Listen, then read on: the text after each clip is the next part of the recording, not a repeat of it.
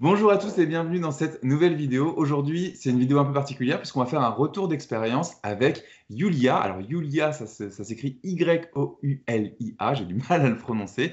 Bonjour Yulia, pardon, comment tu vas? Je vais bien, bonjour Mathieu. Ça va très bien, merci. Alors, Yulia, tu as suivi la formation L'élément déclencheur et comme ça t'a plu, tu as souhaité faire un retour d'expérience. Est-ce que tu peux commencer tout simplement par te présenter? Oui, alors voilà, donc je m'appelle Yulia, j'ai 40 ans et aujourd'hui donc je travaille depuis une quinzaine d'années comme assistante de direction. J'ai commencé cette formation parce que j'ai fait beaucoup de recherches sur Internet sur le changement de vie. Et c'est comme ça que je suis tombée sur le site de Penser et Agir. Et j'ai pu découvrir, grâce donc au site web de Mathieu, différentes formations. Et en parcourant ces informations-là, bon, j'ai décidé de m'inscrire effectivement dans la formation élément déclencheur. D'accord, alors du coup, tu dis que tu cherchais des informations sur Internet à ce moment-là. Tu étais dans quelle situation? C'était quoi les challenges, les défis ou les problèmes que tu rencontrais à ce moment-là? Alors, ça fait un moment que je suis en train de penser en fait à une reconversion professionnelle D'accord? et aussi à un changement de cadre de vie. Ça, c'est un projet commun que nous avons avec mon mari, mais qui n'était pas en fait concrétisé à ce stade, enfin, qui est toujours en cours de concrétisation. Mais j'avais quand même voilà, des questionnements déjà sur mon évolution à moi, puisque nous avons un projet en commun, mais il faudra aussi que chacun puisse continuer à travailler de son côté. Donc ça, c'était, il fallait que j'avance dans ma réflexion personnelle. Et un des éléments bloquants, notamment dont je souhaiterais parler, donc qui me bloquait dans le cheminement vers la réussite de ce projet, c'est l'absence de permis de conduire. D'accord. En fait, pour la petite histoire, je l'ai passé en 98, donc en Ukraine, qui est mon pays d'origine. Et bon, ça fait quand même il y a 21 ans. Et donc, je n'ai pas conduit depuis, puisque juste après le passage de mon permis, bon, je conduisais pour pratiquer un petit peu, je conduisais toujours la voiture de mon père, avec mon père dedans, donc qui faisait le copilote, mais aussi le bon critique, puisque je pense qu'il était totalement convaincu que j'étais incapable de conduire et malgré le passage du permis. Et en fait, jusqu'au jour où nous étions donc sur une route de campagne avec mes parents en voiture. Et bon, on n'a pas eu d'accident, mais il s'est passé quand même un élément qui était traumatisant pour moi. Je n'ai pas vu malheureusement un tracteur qui était derrière nous. Et bon, il ne s'est rien passé, mais depuis, je n'ai plus jamais pu reprendre le volant. D'accord, donc il y avait Euh, ce problème, ce traumatisme, on va dire, qui était en toi et qui faisait que tu pouvais pas, d'accord, reprendre le volant. Et ça avait un lien avec cette reconversion professionnelle, du coup? Alors, donc aujourd'hui, on vit à Paris, en région parisienne, donc j'ai pas forcément besoin de voiture, mais on pense à changer le cadre de vie et puis vivre plutôt à la campagne. Donc à la campagne, inévitablement, on a besoin de conduire. Mm. Et de toute façon, même étant en ville, bon, j'ai déjà été confrontée à des situations où cette incapacité de conduire était bloquante. Bon, pour un déménagement, pour aller en magasin chercher des meubles ou autre, c'est toujours, on est toujours tributaire des autres, dépendant du bon vouloir des amis, de la famille, etc.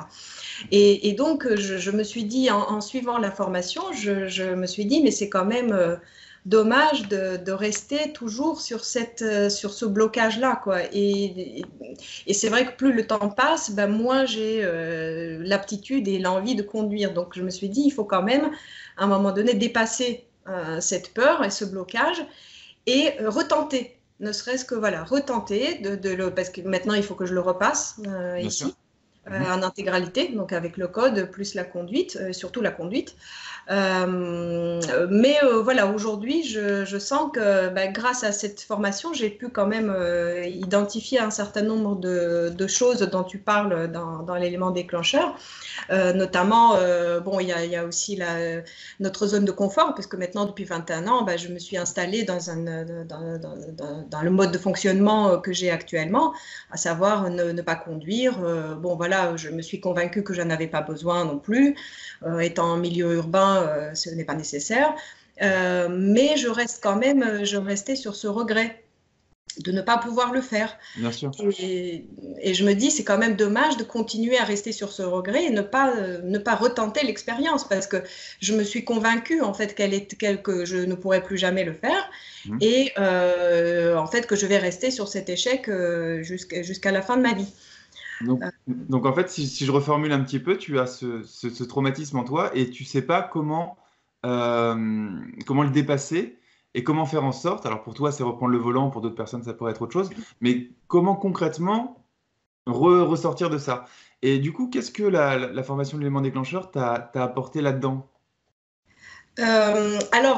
Donc, j'ai mieux, en fait, dans la formation, comme tu développes bien le côté sur la zone de confort, ça c'est Ouais. une chose. Donc ça, c'est quelque chose qui, je le comprenais un petit peu intuitivement, mais c'est bien de pouvoir le décortiquer comme tu le fais dans la formation. C'est vraiment que avec le temps, cette zone, en fait, elle commence à devenir, si on n'essaye pas de s'en sortir, ben, c'est comme quelque chose qui se calcifie en fait avec le temps. Donc plus on ne fait rien, plus comment dire, moins on a de chances de réussir à en sortir à terme. Donc en fait, ce que j'ai retenu de cette formation, c'est d'une part, donc voilà, la nécessité quand même d'élargir cette zone de confort, de sortir un petit peu de nos habitudes et de tenter quelque chose de nouveau. Et puis comme ça, après, comment dire, une fois qu'on a parce qu'on est bloqué sur l'échec en fait, mais c'est faux.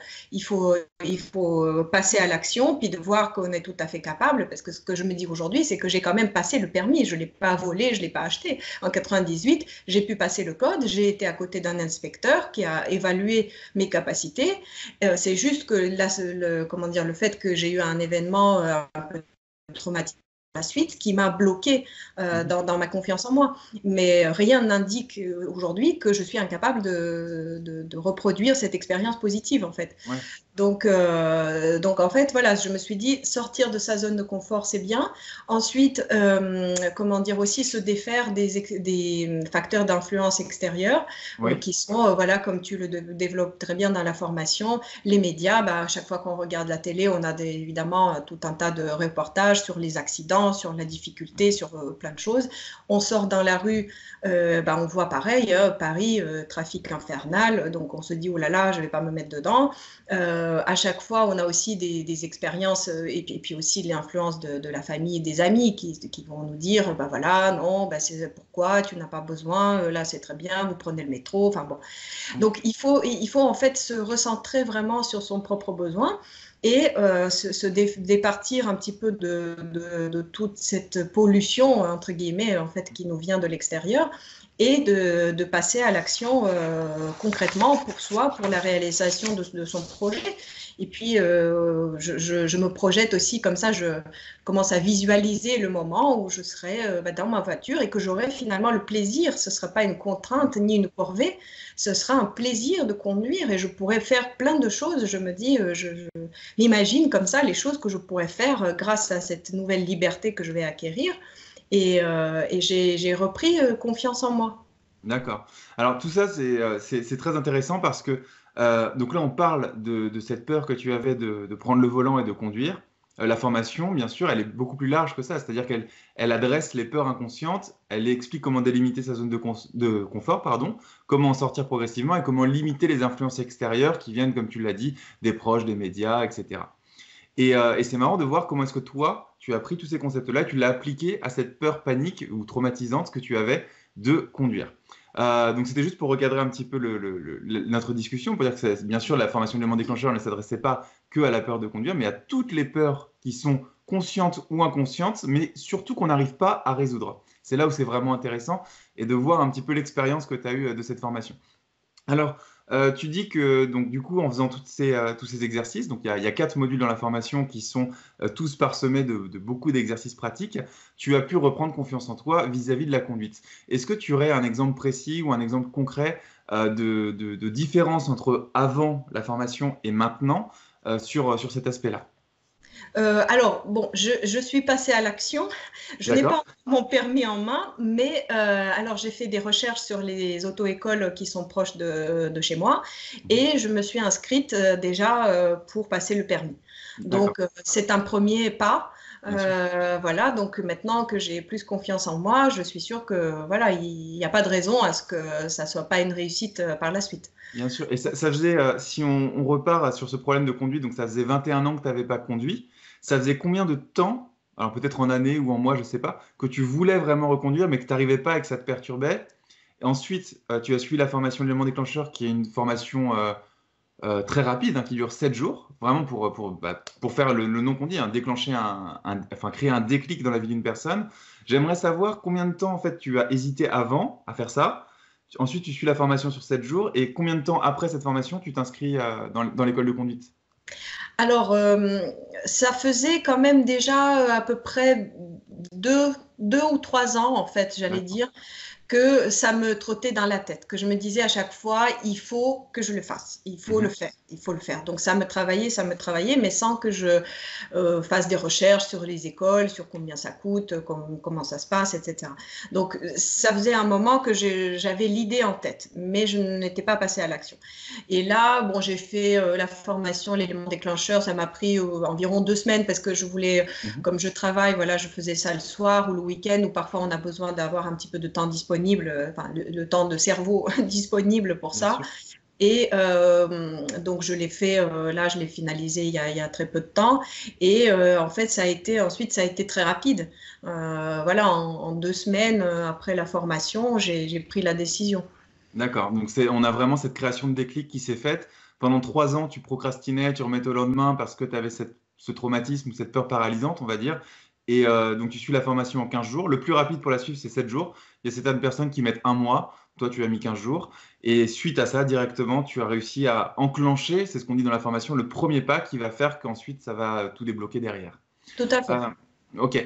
C'est super clair. Je te remercie beaucoup pour ce partage d'expérience. J'ai aussi une autre question parce qu'il y a beaucoup de personnes qui suivent Penser Agir et qui n'ont jamais suivi de formation en ligne et qui se disent oui, ça va peut-être être compliqué, c'est de la technologie, etc. Quel est ton retour d'expérience là-dessus, sur les vidéos, les fiches d'exercice comment ça s'est passé pour toi? Est-ce que ça a été simple?